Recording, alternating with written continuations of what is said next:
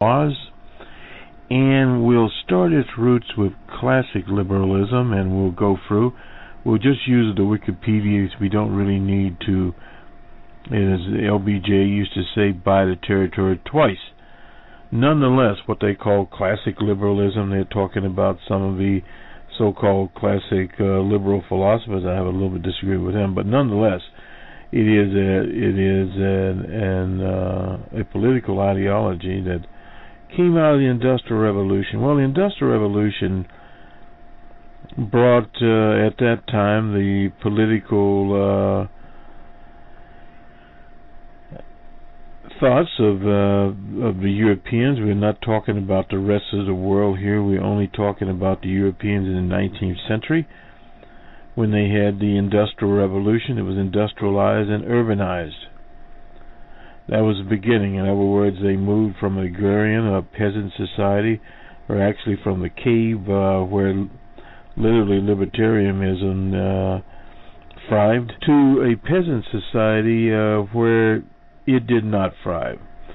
But nonetheless, they were able to pull this off with a number of things. They threw in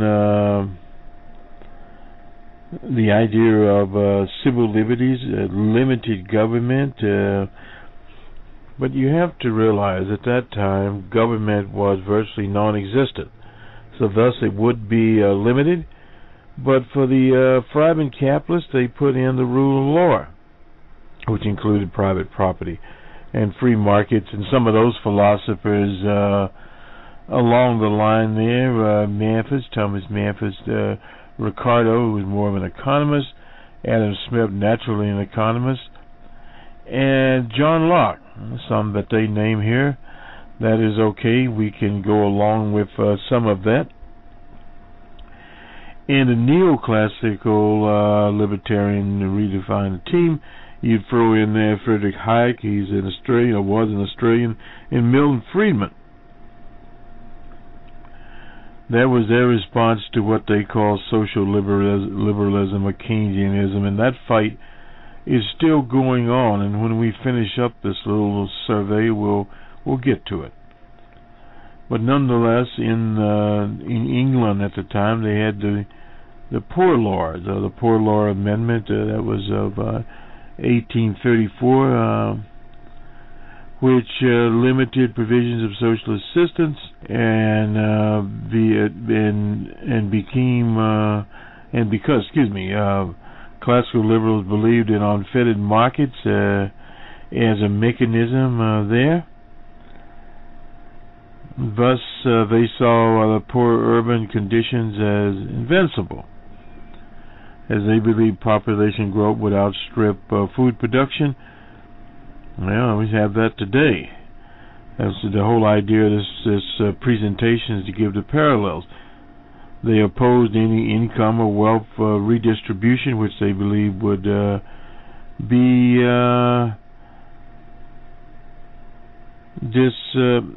dissipated by the lower orders. Well, that's basically what Willard Romney talked about. Adam Smith, of course, he was one of those, believed that all individuals were able to equally, freely pursue their own economic self-interest without government direction and serving the common good. Well, what was the common good? He was critical of the welfare state, had not even started at that point in time, as interfering with what he called the free market. The free market was nothing more than runaway capitalism. That's what it was. Criticized labor groups at the expense of individual rights. So that was Adam Smith. A lot of economists used to talk about him. They don't talk about him as much anymore. But at the same time, this was a necessary philosophy for capitalism. Now, when social liberalism came in, we had child labor laws, and the present day libertarian types would like to repeal those also. Minimum standards of workers' safety. These are all continual talking points for the right-wingers, but we'll get to them in a minute here. Basically, Hayek, the Australian, he divided it into two camps, the British tradition, the French tradition, and then he talked about Hume and, of course, Smith and Edwin Burke, because he was supposedly the conservative philosopher. It's a little bit confused here. As representative of a tradition that articulated beliefs in empiricism, the common law, and in traditions and belief in rationalism, and sometimes showed hostility to tradition and religion. I conceded that national labels not exactly correspond to those belonging to each tradition, and of course you had the French, de Tocqueville, and various others there.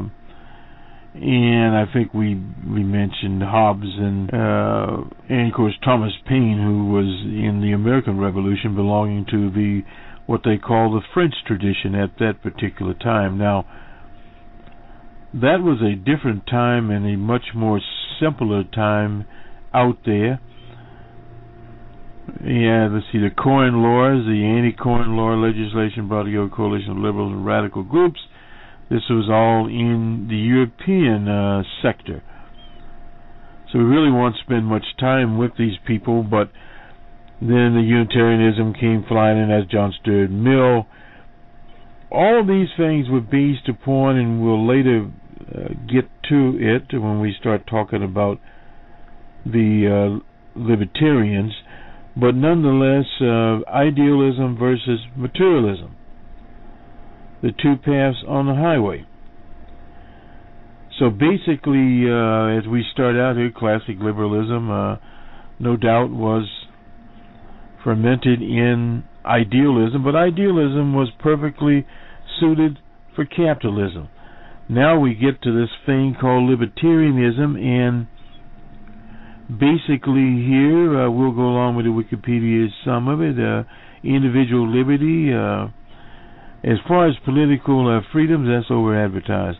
Voluntary association, well, it could be voluntary, it could be involuntary. But one of the things all these people have in common is a great reduction in the state from their point of views. Thus, let's see, Roderick Long defines libertarianism as any political position that advocates a radical redistribution of power from the cohesive state to voluntary associations of free individuals. Well, this is a big point here when he talks about free individuals. Are the individuals truly free? Well, those debates went on in the 60s and in the 70s as to what freedom was, what free individuals were, and it was all based upon idealism. So we'll move this debate on. But the libertarianism is synonymous with left-wing anarchism. That's more in Europe. But some themselves, some of these people are disapprove, of free market capitalists, calling themselves libertarians. Well, it was a little confusing. A person would have to define their terms, but what is in Europe and what is in the U.S.? We're now getting to that. And basically, the term libertarian is a metaphysical or philosophical sense, was first used in by the late enlightened free thinkers to refer to those who believed in free will. Now, free will is something that was concocted up out of the Protestant Reformation there, Martin Luther and etc. This so-called free will. Was there ever any free will in a capitalist society? I would say absolutely not. But this whole idea came up here, and the term libertarian communist, of course, and mutualism of Proudhon was there, and of course the anarchists were also there too in Europe. H.L. Mencken, he was a journalist, was one of the first prominent figures to call himself a libertarian. Now, that revolves around the whole idea of individualism, and in America we now move to this point of what is American individualism. Well, American individualism, a little different from what's used in Europe and some other places, but basically the same. It's a ragged individualism. Something, no doubt, of self-interest, if we go back to Adam Smith on that, but now it's corporate interest. But the corporation is itself a person. When we studied law, a corporation was not permitted to represent itself or whatever, in other words, the entity, in court because it was an artificial entity. But now for campaign purposes it's not. But the Libertarians also believe in limited government, and they make the point here where FDR, Franklin Delano Roosevelt, he used the term liberal. Now there is a little bit different situation there, but nonetheless the Libertarian philosophers are divided into three principles by ethical theory, where actions are determined by moral consequently, are natural rights. Well, legitimacy of private property. Now this whole idea of private property, and if we look at the landscape of the U.S. today, roughly 90% of the people own very little of what we call private property. Now, there are ways of looking at this, the exclusion of a house. That's the primary investment mode in the U.S., at least till the last Depression came about. But how private is the private property there? Well, this is where the Libertarians get into the act. Zoning laws and various other things, even the idea of eminent domain.